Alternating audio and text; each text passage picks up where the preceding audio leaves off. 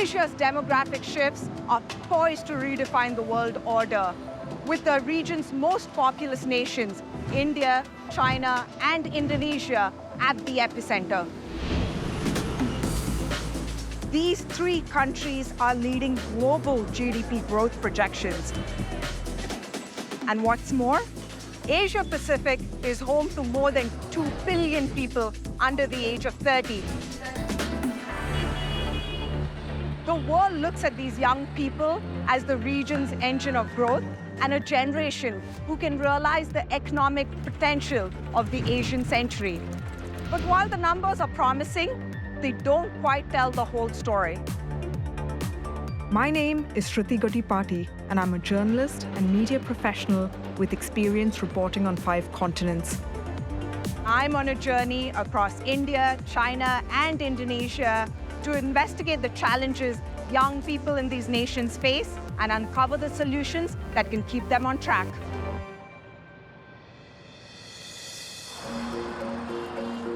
Asia's younger generations are graduating at a crisis point.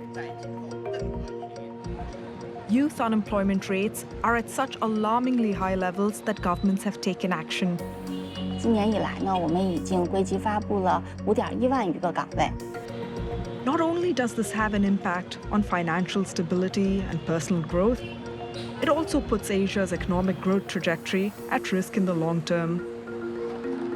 I want to find out how severe is the unemployment crisis among Asia's young people and what's being done to solve it.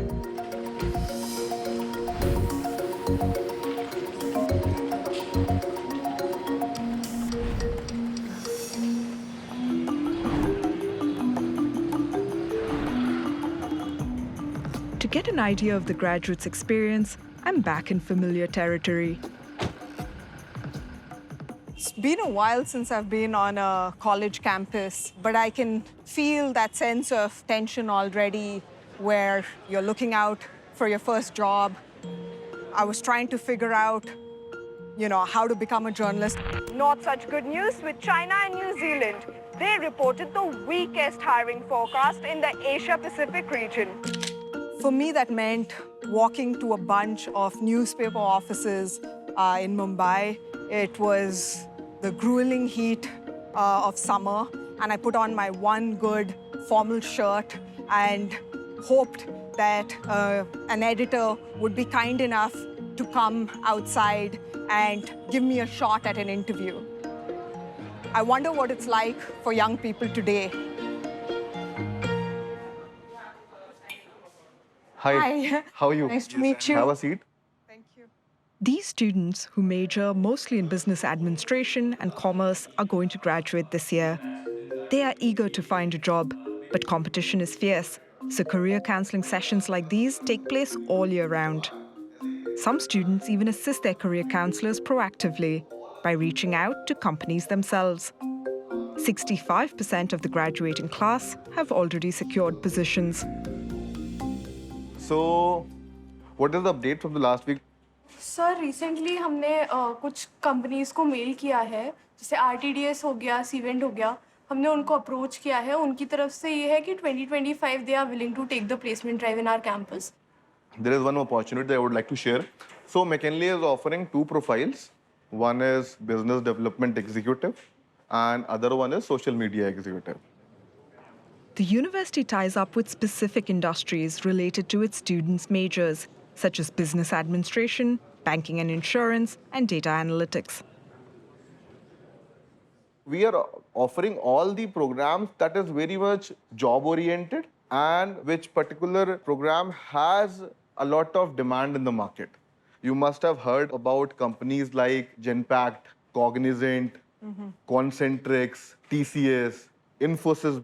Fortunately, all these companies have already hired from our last batch. We also train students on the personality development part, communication part, resume writing, interview skills. You are all in your final year of university here.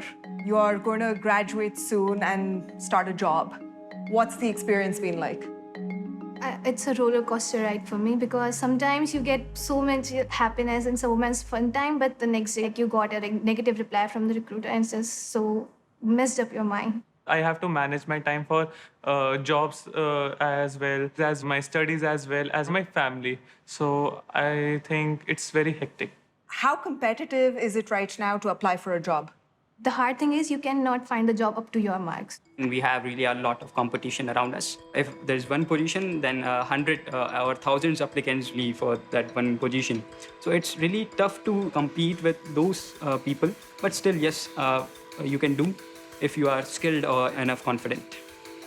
I'm hopeful for these students, but they have their work cut out for them.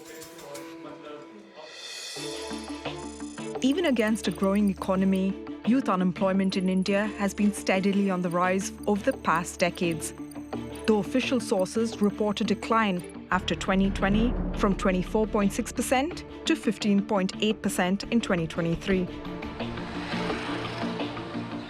I want to dig deeper into these figures. Professor Ravi Srivastava has seen India's youth unemployment crisis evolve up close over the last 4 decades. We have two main sources of data in India.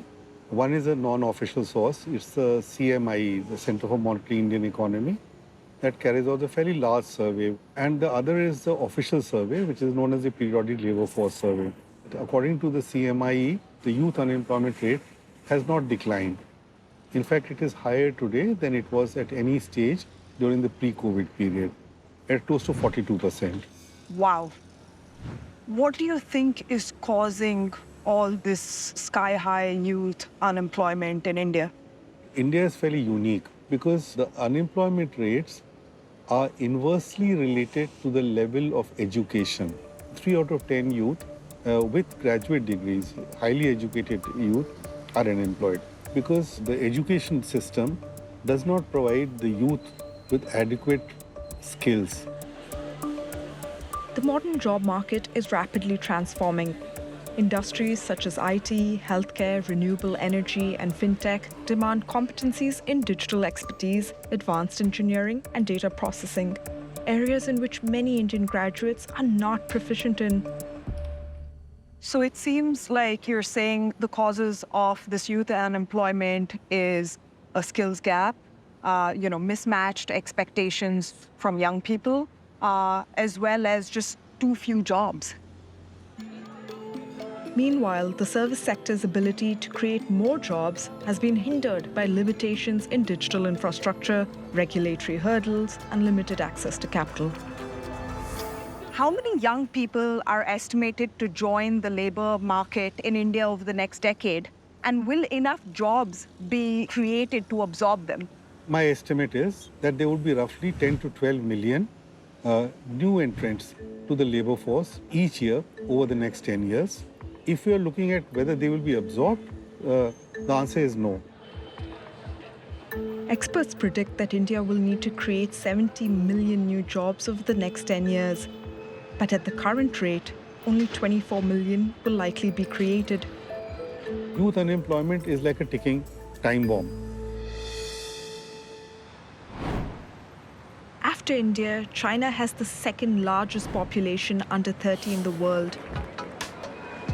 Their vibrant youth culture seems like a 24/7 economy on its own, but the undercurrent is less optimistic. Youth unemployment has been rapidly rising since the pandemic, peaking in June 2023. But the number suddenly fell after China paused publishing data and resumed again in December that year.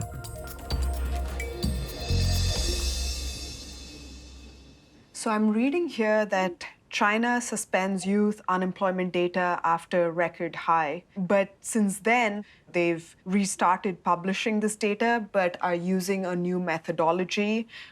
I'm no statistics expert, but to see a drop from 21% to almost 15% in just 6 months, that seems like quite a lot.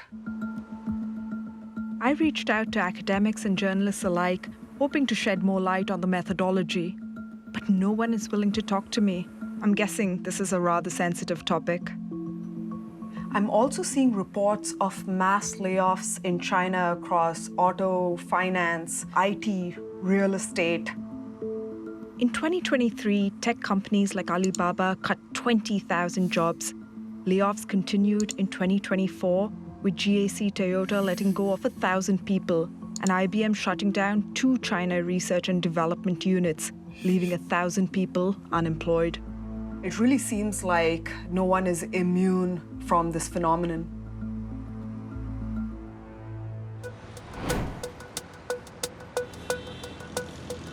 In Indonesia, youth unemployment has also become a pressing societal issue. At first glance, the data looks promising because the numbers have been consistently dropping.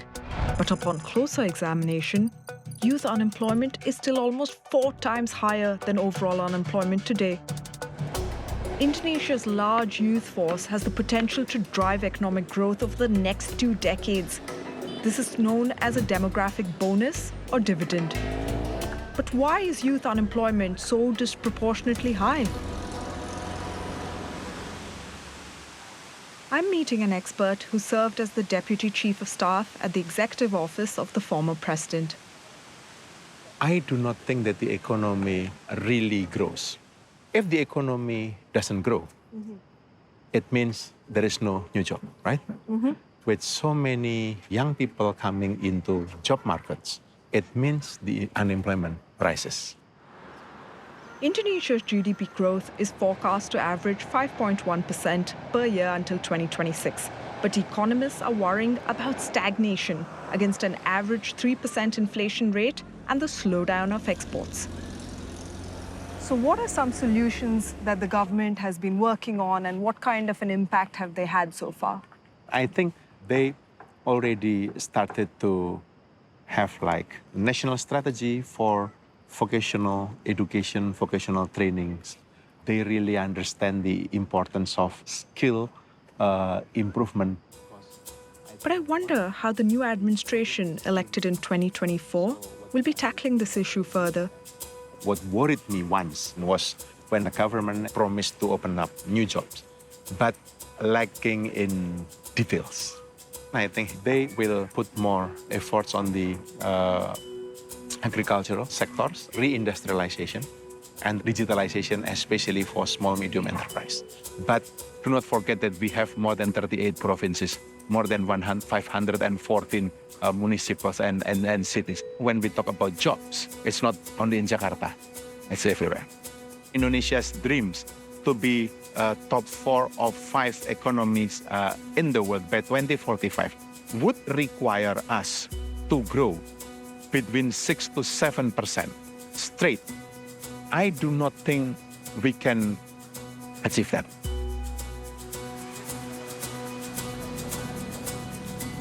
I'm getting a sense of the scale of the problem in these countries, as well as how hungry these young people are for jobs. Now I'm going to figure out what this all means for them and what are possible solutions.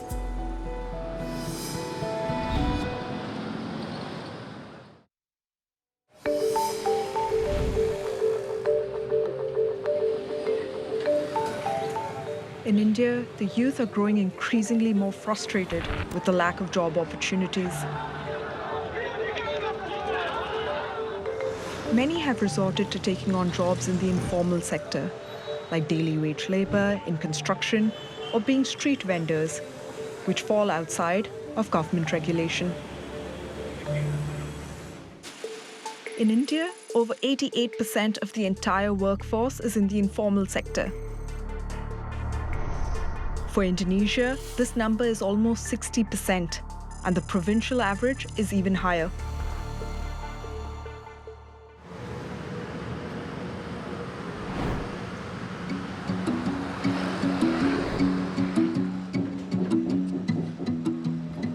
One of these informal workers is 24-year-old Aris, born 105 kilometers away in Kerten. Aris? I'm visiting him at the construction site where he currently works and lives. Project saya ini membuat villa. Tugas saya di sini plaster sama ngacik, kalau enggak ya tenaga, snack itu ngaduk. Ya gitu. So how did you get into the construction business? Impian saya dulu pengen bisa buka bengkel aslinya. Tapi ya dari segi ekonomi nggak bisa mumpuni, ya udah lari ke proyek buat nyukupi kebutuhan sehari-hari. Pertama saya kerja umur 19. Most Indonesians above the age of 15, 59.6% to be exact, only have junior high school education. Aris is one of these 127.5 million people. Ya, ini tempat tidur saya. What happens if it rains here? Terpaksa ya tidur kayak basah-basahan gini. Mau keluar sini dingin. Ya gini ya nggak apa-apa lah. Untung ada alasnya gini buat peredam basah di punggung. Berdua, 2 orang sini. Ya ginilah tempat tidurnya. Beli bangunan ala kadarnya.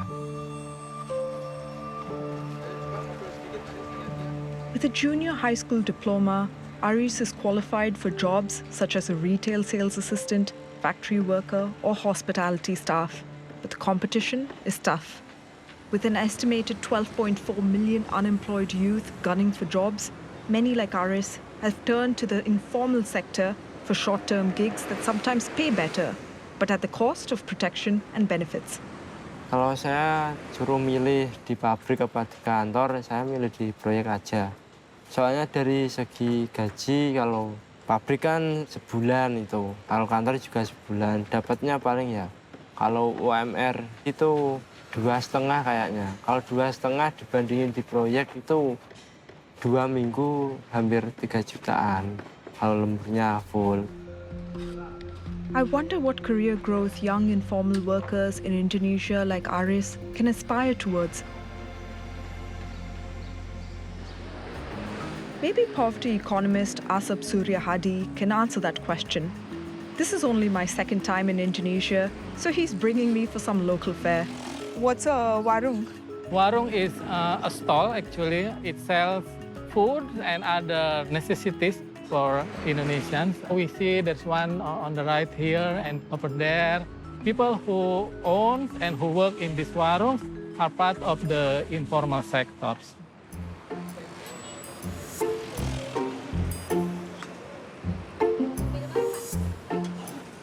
So how do you like Indonesian food? The real Indonesian food. This is delicious. And I have to say, my spice tolerance is quite high. But this is perfect. In developing countries like Indonesia, we think of the formal sector jobs and informal sector jobs, right? If you look further, actually the informal sector is not homogeneous because there are low-skill, low-pay informal workers and there are high-skill, high-pay informal workers. High-skill, high-pay informal workers in Indonesia include independent tour guides and batik textile makers who can earn over $760 per month. This is 5 times the minimum wage. But when you start in the low-skill, low-pay informal workers, it's actually very difficult for you to move your way up to high-skill jobs. Studies have shown that half of those starting in low-tier informal jobs remain there for the long term. Unfortunately, for most people, they have not the luxury to wait to get the high-skill, high-paid job. And we don't have strong social protection, and they have to pay for their necessities. So what they have to do, whatever job is available. This illustrates another hidden crisis amongst youth in Indonesia, underemployment. Underemployment refers to a situation where a worker works below his capacity, or if the worker works less than the hour that he or she wants to work. From what I could gather online, underemployment affects over 11% of youth aged 20 to 24 and almost 8% of those between 25 to 29 years old in Indonesia. you see that ride-hailing motorcycle driver, he could be a university graduate, meaning that he works way below his skills. Unfortunately, this means that most people will stay in the low-skill, low-paid jobs for the rest of their life. So if this is widespread, what does this mean for the future of Indonesia and its youth? Well, because people work below their capacity, below their skill, it means that the productivity is lower than the potential. Economic growth for the country, it will also be lower than the potential. China is also facing the same problem. In 2023, researchers attempted to estimate the scale of the phenomenon. They found that 24% of graduates were over-credentialed for their current positions, and 34% had jobs with little relevance to their field of study. I've tracked down Claire, who's with the Asian Development Bank, to help me understand the issue better. Underemployment is a very significant issue in China's youth labor market. Imagine this. You were trained to be an AI engineer, but end up working as a receptionist because there is no such jobs in the city you are currently living. So we've got graduates with degrees, but not skills demanded by the employers or businesses. And we also have graduates that stuck in the wrong jobs or wrong industries. How are young people responding to this situation? Young people now prefer to work in jobs which can provide more securities and stability. One example is the increasing competition for civil servant positions. So last year, in 2023, 3 million registered for civil servant examinations, compared to about 1.5 million 10 years ago. But guess what? There were less than 40,000 civil servant positions available.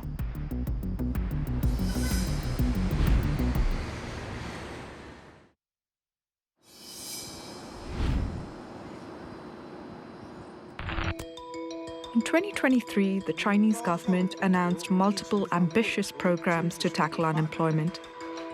今年发展的主要预期目标是，国内生产总值增长5%左右，城镇新增就业1200万人左右。It also announced plans to stimulate the creation of 1 million internships each year. Companies offering internships were to receive subsidies, including higher tax deductions, especially if interns were retained as full-time employees. Other large domestic private sector companies also rose to the government's call for action. Big tech companies like Meituan hired 6,000 entry-level positions, and electric car manufacturer BYD recruited almost 32,000 fresh graduates in 2023. We've been trying to get an interview with an official who can speak about youth employment for weeks. It's really hard to get such an interview because officials don't want to speak to foreign media right now. But at the last moment, we got a call back from the Human Resources and Social Security Bureau. So we're right now on our way to meet this official. The Beijing Municipal Human Resources and Social Security Bureau is a city-level agency that implements policies to improve public employment services, support vocational training, and create job opportunities for young people. How has your department collaborated with companies to create opportunities for graduates? 我们的人社干部下到企业去，挖掘适合高校毕业生的他们的专业水平、技术能力的这样的一个岗位。同时呢，我们还联合了市场化的人力资源服务机构，这个同步来挖掘适合我们毕业生的一些岗位，进行归集发布。今年以来呢，我们已经归集发布了5.1万余个岗位。Ding Ding also tells me about another solution that the government is currently undertaking: diverting urban youth to work in rural areas to boost agricultural innovation, e-commerce, education, and community development. 乡村振兴协理员就是我们毕业生到农村基层就业的这么一个品牌项目。2019年以来呢，我们一共有2000余名有志青年充实到了我们农村一线的这个工作当中，促进了我们特色产业的一个发展，和美丽乡村的建设。This initiative is ironically in line with the recent social phenomenon where Chinese urban youth are choosing to move to rural areas to pursue a stress-free tangping or lying flat lifestyle. Some of them have even pivoted to content creation. Social media platforms like Douyin witnessed a substantial increase of content produced in rural areas, with over 4.5 billion videos uploaded in 2023, generating over 400 billion likes.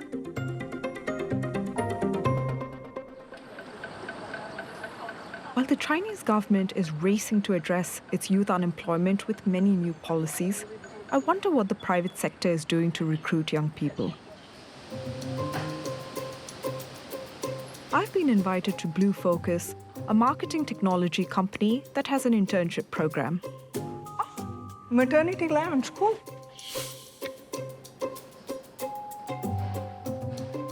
I'm trying to find the intern corner. It's usually a little tucked away. Hi. Hi. I'm Sruthi. Sherry is a third-year student from Tsinghua University, one of Beijing's top institutions. 我当时其实考虑过去政府单位实习，然后呢，我觉得我对营销还有就是一些科技方面比较感兴趣，然后呢，我就看到有蓝色光标的一个实习机会。Do you think you have an edge coming from a prestigious university when it comes to landing internships or even jobs? 我觉得清华大学的确是一个不错的 title，对于我去找工作来说，但是我认为这个个人的能力其实更加重要。因为现在的就业市场整个环境不是很好，然后学历贬值，以及这个对于人才的要求也在变化。然后它的这种变化要求我们必须要不断的学习新的技能、新的知识。比如说现在时兴的这个 AI 人工智能，我觉得掌握 AI 技能的人会更有优势。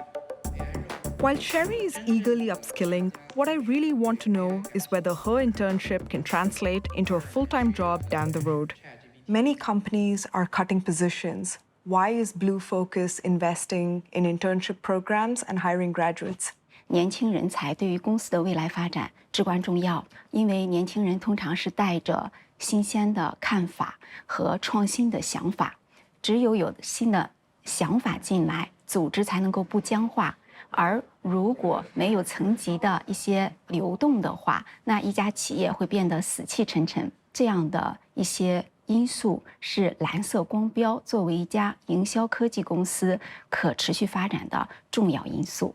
从一个大学生到一个新的职场人，到一个年轻的经理人，再到最后的一位成熟的管理者，会有一系列的一个人才项目，而实习生的项目就是一个起点。Having ran 300 AI-driven marketing projects, Blue Focus achieved a substantial year-on-year growth of 62% by the first quarter of 2024, with total revenue of $2.2 billion. There's criticism that sometimes interns can be used as affordable labor to replace full-time positions. What do you think about that? 那纵观往年的一些经历来看的话，每年蓝色光标的实习生可能会有300到400人左右。这些实习生呢，每年基本上有100人左右会成为我们的正式员工。So basically, 1 in 3 makes the cut, huh? Almost.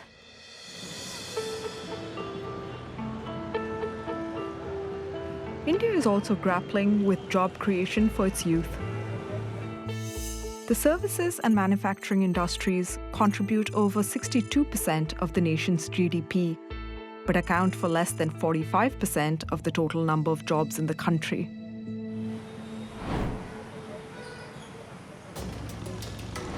In 2021, the government started promoting the National Apprenticeship Promotion Scheme, NAPS, to employers in the services and manufacturing sectors. companies now receive 25% of the monthly stipend of up to $18 per apprentice to upskill youth at the workplace. It's one of the most successful programs to date. I'm joining Sagar Jam from Buzzworks, one of the regional partners supporting the NAP's rollout. He onboards businesses in the scheme and links up suitable apprentices with them. Together, we're visiting Yulu, a bike manufacturing and rental company specializing in smart, GPS-equipped e-bikes. So this is one of our catch-ups that we do regularly around the apprenticeship program that we are introduced in Yulu.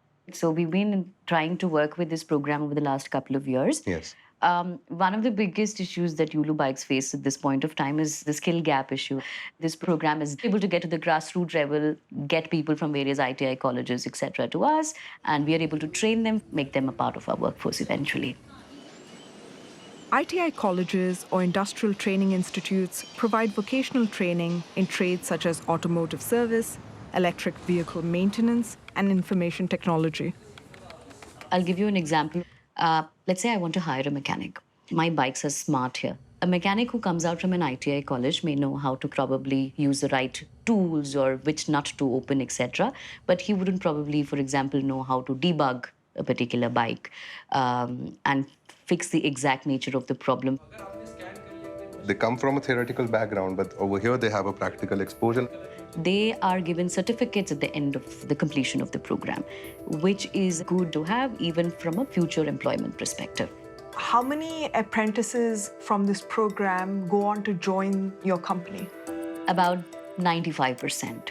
In fact, we want eventually to kind of fill in about 50% of our workforce via the apprentice program, because we've seen success in the last year.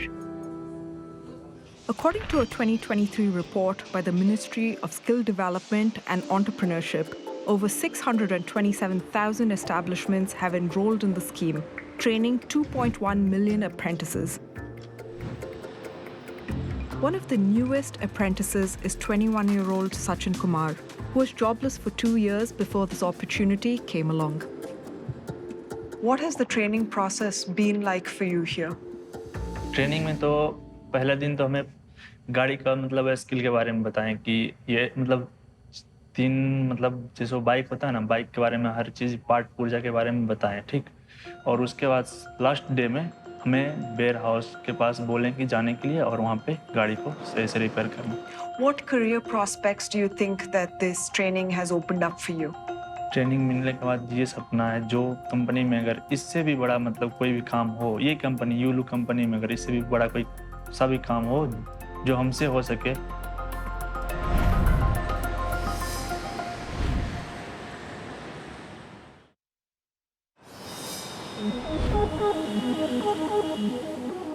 After seeing how top-down efforts to create more jobs are producing results, I'm wondering if the youth of China, India, and Indonesia are also taking matters into their own hands. China and India rank among the top 3 startup ecosystems globally, driven largely by entrepreneurs in key sectors like AI, green tech, and e-commerce. In the first quarter of 2024, 128,000 startups were registered in India. A recent study found that over 32% of Indian students are already trying to start a venture while still in school. I'm joining a training session for student entrepreneurs in New Delhi. Okay, how are you all feeling? One word feeling check. Amazing. Energetic. Fantastic. After leading one of India's largest startups to unicorn status, Mekin Maheshwari's mission is to empower millions of youth to start small businesses.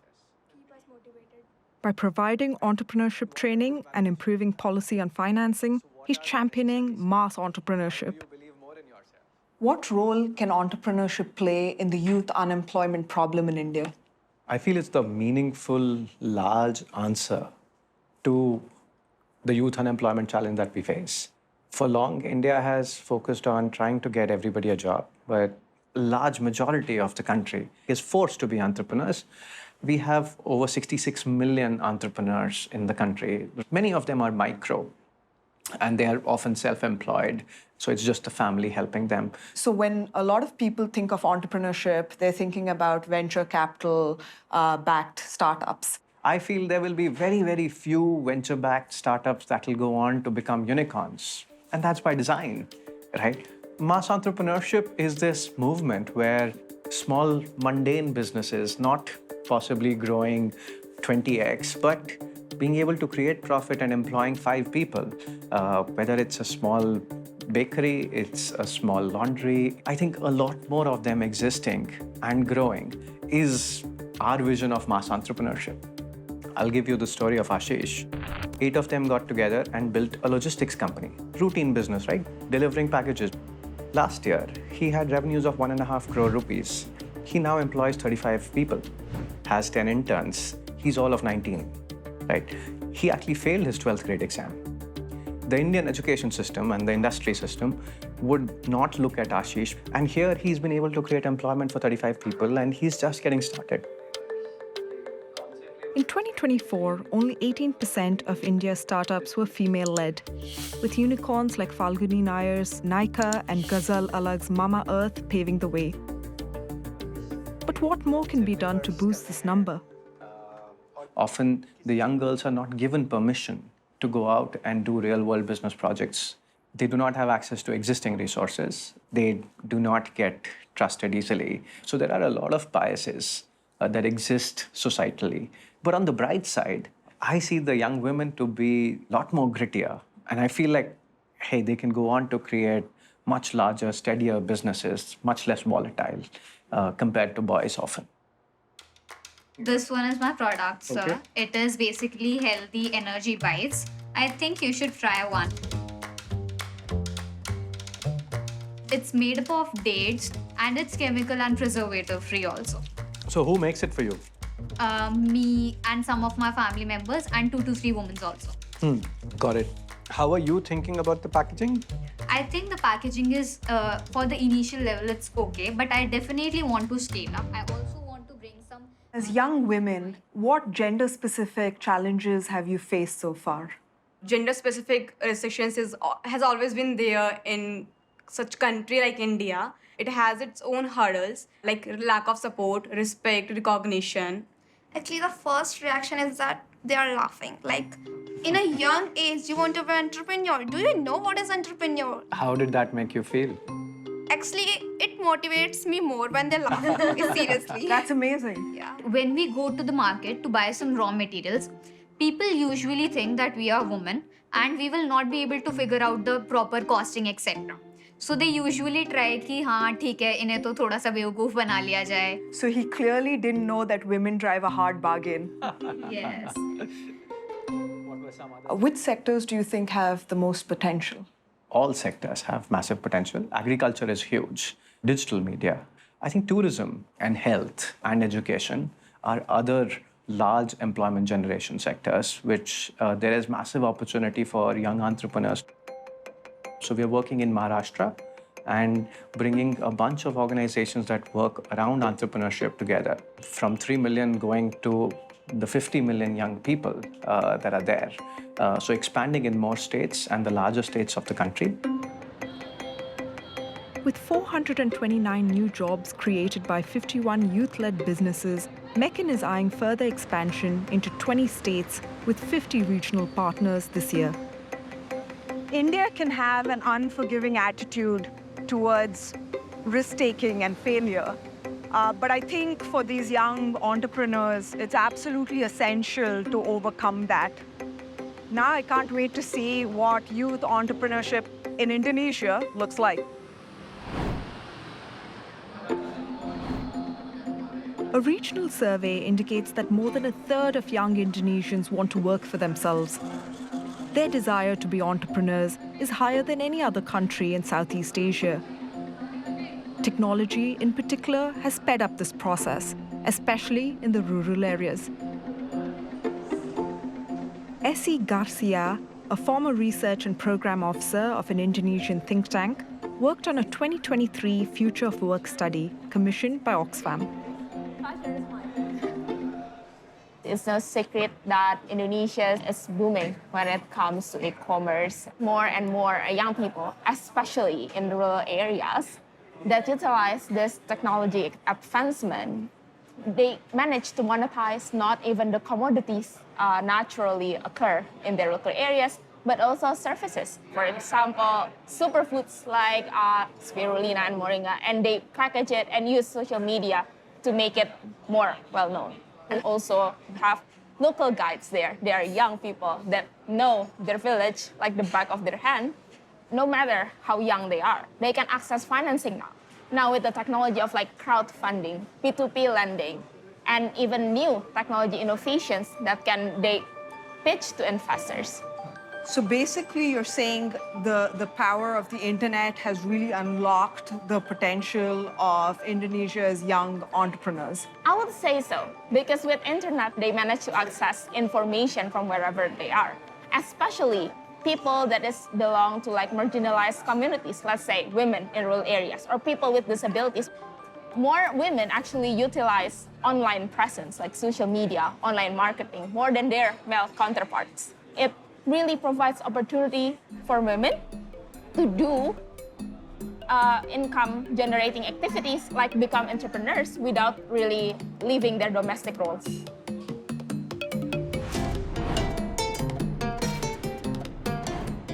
I wonder if the same is happening in China. I'm a bit of a city rat, but it looks like I'm diving straight into farming life. Hello, 你好呀。你好。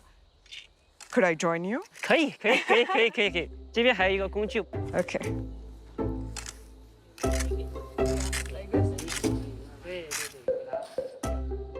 Binyang grew up near Tianyu village, but like many small-town youth, he left for the big cities of Beijing, Shanghai, and Chengdu to study and work. In 2021, he came back, and with other young returnees, they envisioned an organic farm-to-table business. Together with their mothers, they took over this orange farm and extended the facilities with a restaurant and shop. So this is good cardio, huh? Yeah, we don't need a gym in the countryside. I'm not quitting my day job anytime soon. Binyang's wife also enjoys being closer to nature. The couple are expecting their first child in a few months. You got used to the city life. What was it like coming back to the village? 在城市里面的话，其实工作是工作，生活是生活，就完全特别割裂。但在乡村的话，其实我工作就是我的生活，我的生活也是我的工作，所以说我会觉得特别的自在，然后也不会像城市里面那么的拥挤，让人喘不过气。What were some of the challenges that you encountered setting up your own business? 我觉得最大的挑战就是回到乡村过后，我所有做的事情都是我之前没有做过的，就相当于重新洗了个牌。无论是我们种柑子、做餐厅，还是我们的卖产品，所以说要花特别多心思在上面。And what do you think about the infrastructure to start businesses like this? Do you think it's adequate in villages like yours?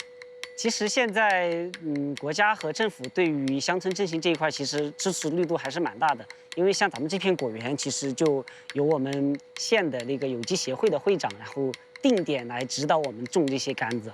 然后当地的那个银行其实也会给我们提供一些比较好的一些金融政策，像一些无息贷款啊什么之类的。Tianyu village has also become a popular tourist destination on social media, attracting urban visitors. With this boost in exposure, farmers have been able to sell their produce at a higher price point, both locally and across the country through e-commerce platforms. Over the past 5 years, 75 new residents have migrated from the big cities to this village, most of them university graduates below the age of 35. I can see the appeal of why people living in the city and facing the daily grind would want to escape to a life in the countryside. While rural revitalization seems to be offering Chinese youth new avenues of employment, experts warn that focusing on the rural economy can hinder China's long-term growth. In order to achieve the government's goal of becoming a fully developed economy by 2049, the creation of high-paying, high-skilled jobs is required in sectors such as advanced manufacturing, green energy, and technology. Whether India will be able to achieve Prime Minister Modi's ambitious goal of becoming a developed nation by 2047 with a $5 trillion economy, or Indonesia be able to hit high-income status by 2045, will depend on whether there are enough jobs created to channel their large youth populations into productive growth. If governments work with the private sector, invest in the right industries to generate jobs, and support Asia's entrepreneurial youth, this generation may just live up to its full potential to realize the Asian century.